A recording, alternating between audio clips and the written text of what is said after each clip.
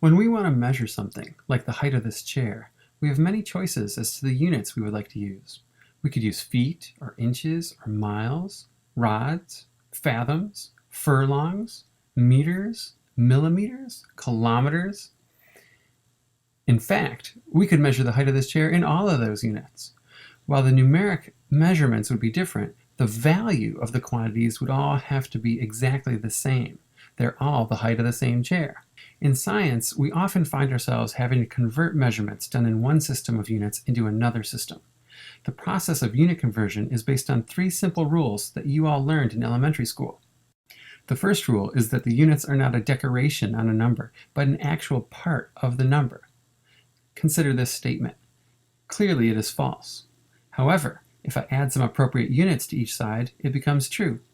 The numbers themselves are not equal, but if I ask a student in the class to cut me a string that is 1 inch long, and ask another student to cut me a string that is 2.54 centimeters long, I will end up with two identical strings.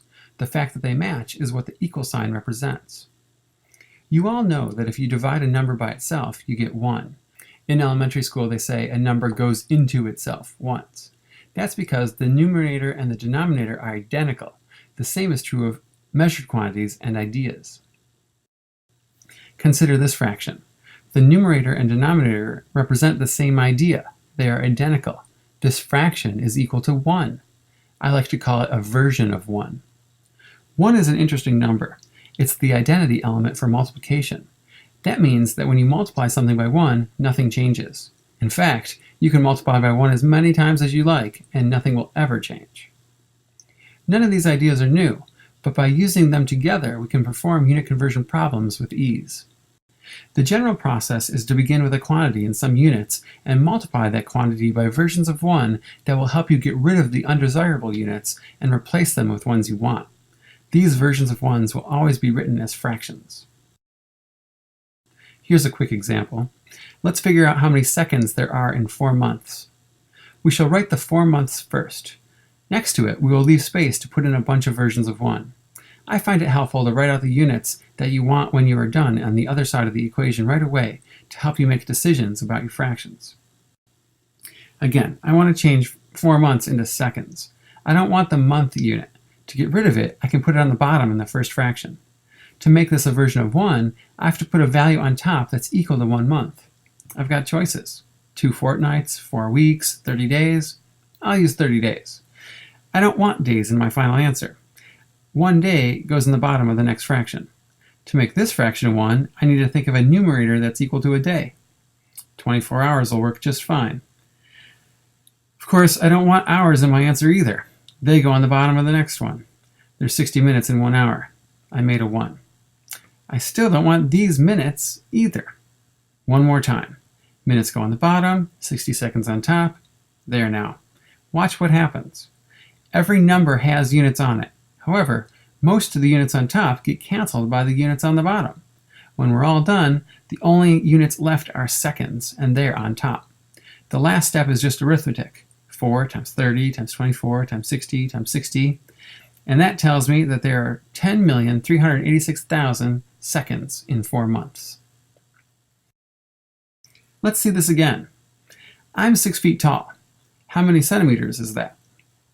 I start by writing the original measurement next to a few blank 1s. On the other side, I leave room for my answer, but I indicate the units I want as my goal. Now I can fill in my versions of 1. There's 12 inches in a foot. There are 2.54 centimeters in an inch. The feet cancel. I'm left just with centimeters. 6 times 12 times 2.54 is 176 centimeters. That's how tall I am. We'll end with a tricky one. The speed limit in our parking lot is 20 miles per hour. What is that speed limit in meters per second? I'll start again by writing the original number. However, I'm going to be careful with the units this time. Miles per hour. The English word per represents the mathematical idea of division. I'm going to write the mile units in the numerator and the hour units in the denominator. My goal units are also written as a fraction. When I'm done, I want meters on top and seconds on the bottom. As I make my 1s, I have to consider the positions of the units I'm trying to cancel. I don't want to keep the hours, but since they're in the denominator, I have to put them in the numerator to get rid of them. There are 60 minutes in an hour. I don't want the minutes. There are 60 seconds in a minute. Lastly, I need to get rid of the miles. There are 1,609 meters in a mile. If you're weird like me, you just know that. It's not cheating to look it up on your reference table, though.